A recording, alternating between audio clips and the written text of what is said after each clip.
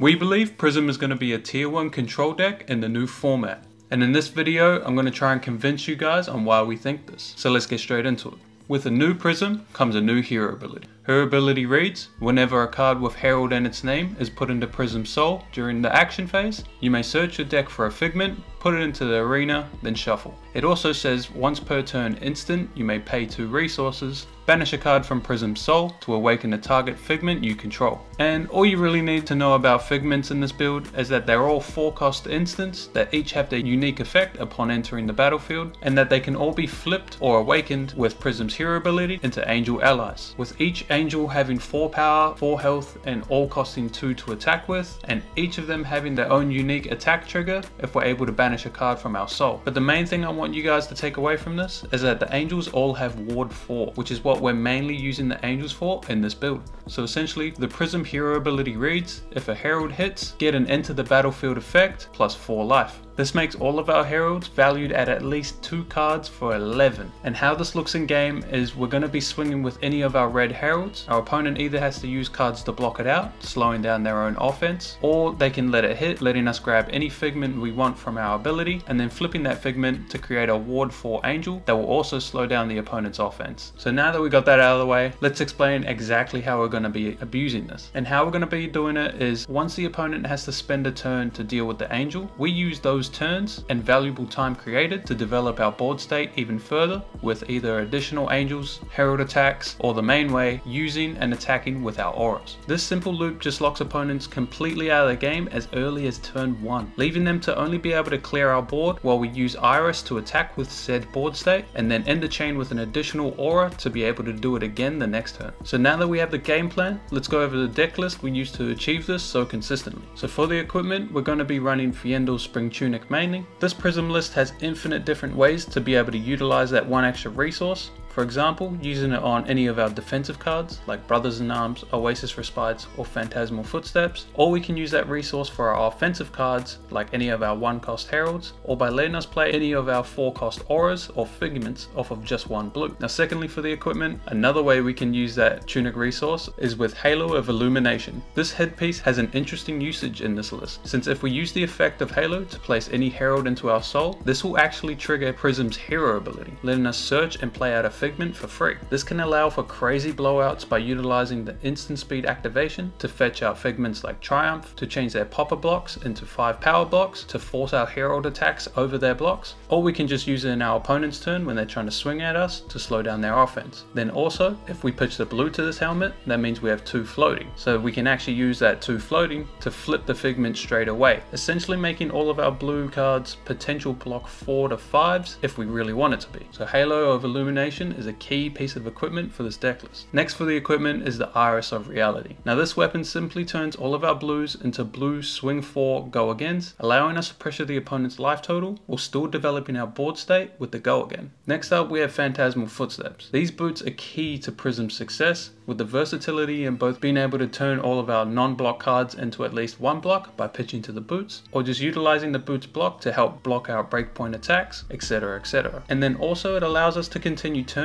even if the opponent is able to block our Heralds by paying 1 to gain an action point. So very key piece of equipment in the Phantasmal Footsteps, very versatile in every single matchup in many different ways. Then lastly, for the main board equipment, we have Waves of Reality. These can simply be seen as a block 2 arm piece, but with the upside that if we're actually able to protect the spectral shield that the Waves creates and then swing with it using Iris, that makes this arm piece more valuable than any other arm piece in the game. Now before I get into the main board, I actually have to explain the 2 main game plans with this deck. Those being either the Aura Beatdown plan for the slower decks, doing what I mentioned previously, or for the Unga Bunga full aggro decks that try to ignore our auras, we go what I like to call the Herald Fatigue plan. So with this 54 main board setup, I'll use 95% of these in both game plans, just looking to bring in what I want from the sideboard depending on our game plan. But to get into the main board, we have 9 defense reacts in Fate Foreseen, Sink Belows, and Soul Shields to punish opponents who try to ignore our board state. Soul Shield also has the added benefit of being able to pitch all of our unblockable cards to Soul Shield, sort of turning those cards into blockable cards, while also gaining a soul for us. Next we run 7 red heralds main board, with protection having the strongest effect, triumph being the most consistent to hit, and war tune being the cheapest to play either off tunic or at the end of an aura attack chain. Along with some extra red heralds in the sideboard, we also have 15 blue heralds that are all just as powerful due to our hero ability. Now next up in the main board we have our big auras, those ones being Arclight Sentinel, and then in the sideboard Genesis and Parable of Humility. Arclight Sentinel, or ALS for short, is the reason to play Prism. Paying 6 resources to end your opponent's turn